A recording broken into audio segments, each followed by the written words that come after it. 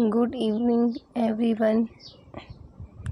मेरे चैनल में आप सभी का स्वागत है।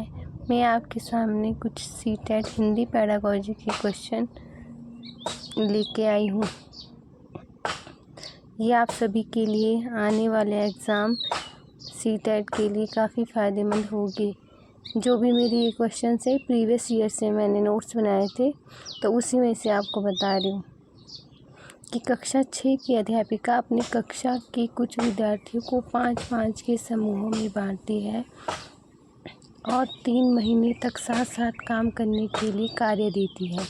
इस कार्य में उन्हें भिन्न भिन्न विषयों पर बहुत से लोगों के विचार आंकड़ों का संग्रह करना है।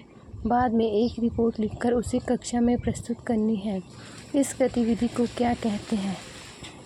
जैसे भी आपको पता है कि जब हमें कोई कार्य समूह में दिया जाता है तो वो क्या होता है, हमारा परियोजना कार्य होता है, जिसमें सारे लोग क्या करते हैं, मिलके काम करते हैं। वैसे नेक्स्ट क्वेश्चन है हमारा कि सामग्रियों द्वारा दिए गए निवेश अवसर किस प्रकार ग्राह्य हो सकते हैं। मतलब जो सामग्री हमारे पास दी होती है वो निवेश हम किस तरह से क्या कर सकते हैं, उसको ग्रहण कर सकते हैं। तो कैसे करते हैं, हम बहुत सारे ऑब्जेक्ट्स वगैरह हम रखते हैं। जो हमारे ऑब्जेक्ट्स होते हैं उन्हें कैसे प्राप्त करते हैं, शिक्षार्थी उद्देश्यों को ध्यान में रखते हुए समझ के साथ संदर्भ में भाषा का प्रयोग करते हैं।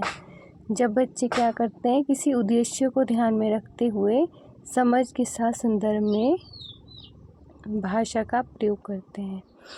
नेक्स्ट क्वेश्चन है कि निम्नलिखित में से कौन सी टॉप डाउन श्रवण प्रक्रियाएं हैं और कौन सी बॉटम अप प्रक्रियाएं हैं। मुख्य बिंदु को जानने के लिए अनुमान लगाना, निष्कर्ष निकालना, फिर सारांशीकरण करने के लिए सुनना। विशिष्ट बारीकियों जैसे ध्वनि, शब्द और खंड आदि के लिए सुनना। तो जैसे कि आप सभी को पता ही है कि बॉटम अप प्रक्रियाएं क्या होती है, जिसमें हम क्या करते हैं कि विशिष्ट बारीकियाँ होती है। जैसे क्या होती है, हम ध्वनि है, ध्वनि से क्या बनता है शब्द, शब्द से क्या बनता है एक खंड, या फिर हम बोलते हैं जिसको एक वाक्य भी बना सकते हैं हम, ठीक है। और जो हमारी टॉप डाउन अप्रोच होती है उसका मतलब कि हम ऊपर से कहाँ को जा रहे हैं। जैसे हम क्या करते हैं, अनुमान लगाते किसी चीज़ का, फिर उसका निष्कर्ष निकालते हैं, फिर सारांश करते हैं और फिर उसके लिए हम सुनना करते हैं। तो ये कौन सी अप्रोच होती है, टॉप डाउन प्रक्रिया है, ठीक है। अभी कौन है, आश्विन है। किसी पाठ्य सामग्री में से और दूसरे द्वारा बोली गई किसी भी बात में से कुछ शब्दों की पहचान कर लेता है, परंतु इन शब्दों का प्रयोग स्वयं नहीं कर पाता है।